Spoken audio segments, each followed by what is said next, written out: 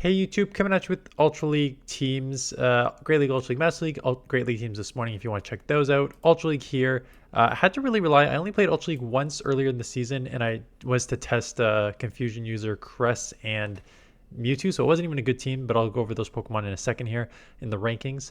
So I'd have to rely on Homesley Sandra and Accent for the team, so appreciate those content creators who are awesome. In terms of rankings, Corviknight, Belly Bolts are 1 and 2, and this core, I think it's on probably one of the teams here. This core is everywhere. Belly Bolt is just so freaking tanky, and it has that Sucker Punch Parabol charge that it just boosts its defense. And then Corviknight with the payback covers a lot in the meta, and then if not, you can just go straight Air Cutter and potentially boost. So XL Pokemon here, Belly Bolt's just tanky. Those two cover each other. A lot of the weaknesses. It's just a pretty strong team, and you see that pairing everywhere. So just be aware. If you are trying to build a team, you will see that a lot. Otherwise, you got a lot of the sort of regulars. Lapras, Dusknoir, Runerigus kind of jumped up in the rankings.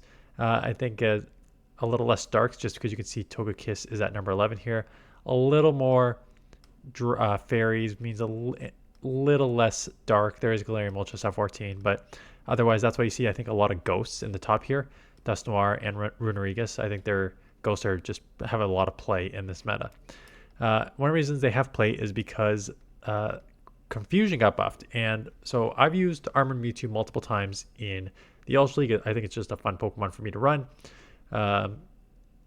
It already used Confusion, so it is just better. Cresselia also has Confusion, and before it used to use Psycho Cut. Now when you use Crest with Psycho Cut, you were just charging fast.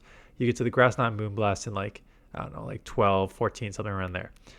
Now with Confusion, it takes a lot longer to get to these moves, 16 and 20, but the Confusion's chunk. So when I did the analysis, you can go watch the video if you want to see the full analysis, but basically what the analysis said was anything where Confusion is resisted, you have a worse matchup. So if you go against a Dark Pokemon, or you go against a Psychic Pokemon, or you go against a Steel Pokemon, all your matchups are much, much worse with Confusion. Anything else where Confusion hits a neutral or super effective, you are better. So, your Galarian Moltres or your Steels and stuff like that, you'll be all those resisted Confusions, and because you don't get to the moves faster, it just overall affects your game. So those are all bad matchups. Everything else is better, and because there's a lot more of the other than there is of just the three I named there, I think the Steels and Steels and Darks and stuff. Confusion is the recommended moveset, and with it up to the number 8 Pokemon. So is risen in the rankings. Regidrago with Hyper Beam, right? Last season, Dragon Energy was the 15 turn move, and you had a bait breaking swipe, but now you have the Dragon Energy, which is a super hard hitting move at 12, and then Hyper Beam actually allowing you to have some coverage for fairies in case you see something like Togekiss, which is here at 11. Once the Peck or Sphere combo, very, very strong. Psyshock for coverage. Otherwise, Empoleon this season got buffed, but otherwise it's a lot of the regulars: Jellicent, Registeel, Credilli, Fortress from I was going to say a couple seasons ago, but it is actually running Volt Switch, so just Fortress in general. There's your Giratina, there's your Feraligatr, there's your Armored Mewtwo, right? So the Confusion buff definitely helping these Pokemon out. Blastoise, Florges with Chilling Water there, Galarian Weezing, and so on and so forth. Crystal with the Rock Riker is kind of an interesting one as well. So what does the meta look like? The meta looks like a lot of these sort of buffed Pokemon. Starting off with one from Home Slice, it's a balanced team where you have Corviknight, Runerigus, and Regidrago. And basically your Regi is going to be weak to ice, but also weak to fairy in particular. So you cover that with your Corviknight. Corviknight's going to be weak to electric and fire, and Dragon will deal with that. And Runerigus kind of deals with a lot of that, except for the ice. You'll be double weak to ice on this team, but again, you can combo the ice. So Runerigus is the go-to safe swap here. With the Rock Tomb, Shadow Claw's one of the best fast moves in the game. Shadow Ball is a fantastic charge move, especially when you get same type attack bonus on it, which you do. Rock Tomb, very, very strong move. Hits hard while also guaranteeing to lower your opponent's attack. So if you get like Galarian Moltres and something like that, you're hitting super effective with the Rock Tomb and lowering their attack, even though they are dark. So basically a balanced team with that as a safe swap. Zygarde, we're going to dismiss Zygarde. I'm sorry. I know some people have it, and you know what? If you have it, use it. You can see it's running Crunch and Outrage here. You know, when it was running Dragon Tail before, a little slower to move. So some people were running Earthquake, some people were just running Bulldoze. Recommended Crunch and Outrage now that Dragon Tail charges faster.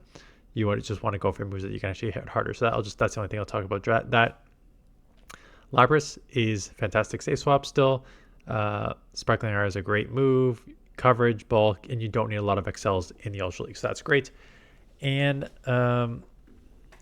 Dusknoir, Shadow Dusknoir is one of those Pokemon. I've used it in the Great League multiple times. I don't know if I've used it much in the Ultra League, so I don't know how it plays. It's one of those Pokemon that can be very scary with how hard it hits and how fast these charge moves come. Now, Shadow Punch is obviously not as hard of hitting move as Dynamic Punch, but it's still going to chip between the two and the Shadow. So basically why you have Lapras and Zygarde on this team is because you got some bulk and you're just going to want to use shields on the Dusknoir and kind of spam and hard hit your way through being a little Glacier. This is also just a very balanced team. This is one that is very similar to like a Great League team that I've run to a certain extent. Replace Reggie with, I put other safe swaps like Ferret and stuff like that, but you have a Bug, Steel. I used Scizor in the Great League. Fortress, better play here in the Ultra League, so Fortress is the one to go. What is the Bug, Steel? Only have one weakness and you're double weak to fire, so you need to cover your fire weakness twice in the back. Blastoise is the exact one that I used in the Ultra Great League as well, using it with Ice Beam here because I think Ice Beam has a lot more play against all these dragons that you're going to see in the meta. You don't really want to be running Hydro Cannon, Skull Bash just to run up against the Giratina, right? You kind of need that Ice Beam. So Ice Beam provides you some coverage, dealing with all the fires there. It's a really good safe swap. And then Reggie, yes, Reggie is a significantly better Pokemon now that the 130 damage Dragon Energy move is coming at a speed of 12 and 11. Really hard hitting move for the speed that is coming out. So that's why a lot of the teams here kind of rely on that. There is your Corviknight Bellybolt core, right? Corviknight's biggest issue is going to be, sorry, not Corviknight's biggest issue. I think Bellybolt's biggest issue is going to be ground where the electric is resisted, or it's going to be like Guzzlord where both are resisted. So you have a steel that resists all the dragon moves on that, and you're a flyer, so you deal with the ground. And then using the no, I was gonna say Zekrom, but it's the other. I could see with a K. The other dragon there with Dragon Breath, Dragon Claw, Glaciate. Kyurem, is it Kyurem? With that move, very spammy. Glaciate, pretty strong move, nice coverage move as well. And then finally, again, more or less the balanced team, but he tested out the new Florges, Fairy Wind, Moonblast, Chilling Water. I haven't used it yet. I tried it in the Master League. I did not like it in the Master League, but I'm assuming it has way more play in the Great League and Ultra League. The Chilling Water comes very quick. It gives you cover move for starters, but just being able to lower your opponent's attack is huge. So I think that it is a strong Pokemon. Fairies will have a lot of play in this meta. Fairy Moonblast itself is a great combo over there, right? So now just having a great combo there with the Chilling Water coverage is pretty strong. So again, I'll throw this up here. I know not a lot of people will play this. I know it's going to be a Great League focus week, and that's what we're going to do on this channel. So yeah, I'm sorry. I'm sorry, Ultra League users. I'm sorry, Master League users. We know, I know you're out there. I see you in the comments, and I know I see you enjoy those when I do post them. But it's just we got to know where the majority of the people are playing, and that is the Great League. So we will focus on the Great League this week. Link in the description if you want to submit any Great League battles. You can again submit Ultra League, Master League. The chances of me, unless you're a member, if you're a member, I'll always showcase. But chances of me showcasing Ultra League or Master League if you're not a member is probably pretty low. Just given that Great League is the go-to for the majority of the people who play GBL. So stay tuned tomorrow. Lots of Great League teams coming. Thanks for watching. See you guys in the next one.